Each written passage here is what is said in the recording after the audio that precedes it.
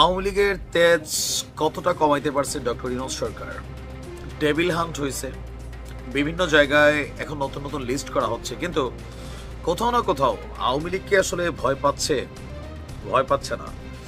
আওয়ামী লীগ যদি প্রত্যাবর্তনের সুযোগ পায়, একদিনে বাংলাদেশের চেহারা বদলে দেবে। এটা কিন্তু বিএনপি, জামাত, জাতীয় নাগরিক পার্টি প্রত্যেকেরই আইডিয়া আছে, খোদ ডক্টর ইউনূসেরও।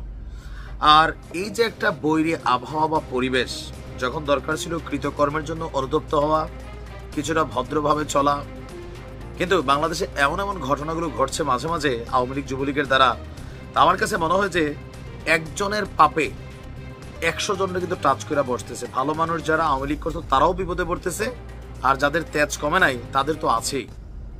দর্শক, ঘটনার প্রেক্ষাপট হচ্ছে টাঙ্গাইলের মধুপুরে এক অদ্ভুত ঘটনা ঘটে গেছে। এগুলা কাম্য না, বিপদ ডেকে আনবে, কিন্তু অনেক ঝামেলায় পড়বেন, আমি অ্যাডভান্স বলে দিচ্ছি। ক্ষমতায় থাকতেও বলছি বোঝেন নাই, এখন ক্ষমতায় নাই তখনও বলছি, উল্টা আমারে গালাগালি করেন যে তুই জামাতি বা বিএনপি। টাঙ্গাইলের মধুপুরে বেরিভাইত ইউনিয়ন যুবলীগের সিনিয়র সহসভাপতি এবং ইউনিয়ন পরিষদ সদস্য আসর আলী আখন্দকে কয়েকদিন আগে গ্রেপ্তার করেছিল আমাদের আইন শৃঙ্খলা বাহিনী, পুলিশ। আর তাকে গ্রেপ্তারের পর ফেসবুকে এই গ্রেপ্তার নিয়ে একটা পোস্ট দেওয়াকে কেন্দ্র করে হয়ে গেছে একটা মার্ডার, আর খলিলুর রহমান নামক একজন ব্যক্তি নিহত হয়েছেন আওয়ামী লীগের হাতে। আপনার ঢাকা মেডিকেল কলেজ হাসপাতালে চিকিৎসাধীন অবস্থায় তার মৃত্যু হয়।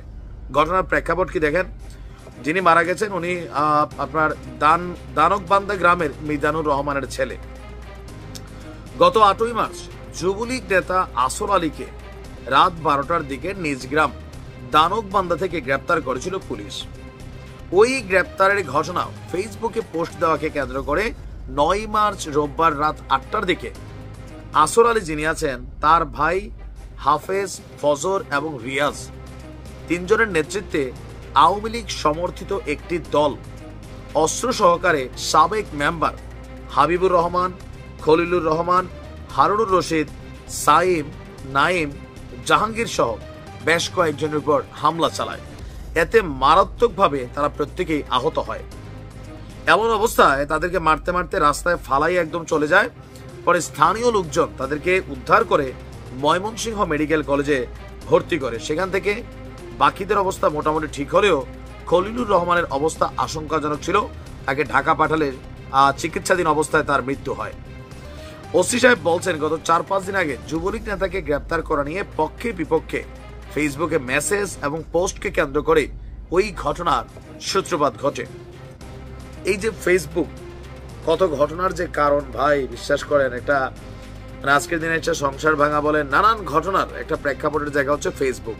আবার আমরা যারা অতি উৎসাহী জনতা আছি তারাও একজনের বিপদে বললে আরেকজনের ফেসবুকে পোস্ট করা, তারপর হচ্ছে অন্যের খুশিতে খুশি হওয়া, অন্যের দুঃখে ব্যথিত হওয়া, আবার সুযোগ পেলে অন্যের একটু কপচে দেওয়া, এই সকল কিছু ফেসবুকের মাধ্যমে ঘটে। কিন্তু যেই ঘটনাটা ঘটে গেছে, এই ঘটনাটা সামাল দিতে এখন কয়শো নেতাকর্মীর বিরুদ্ধে মামলা হবে।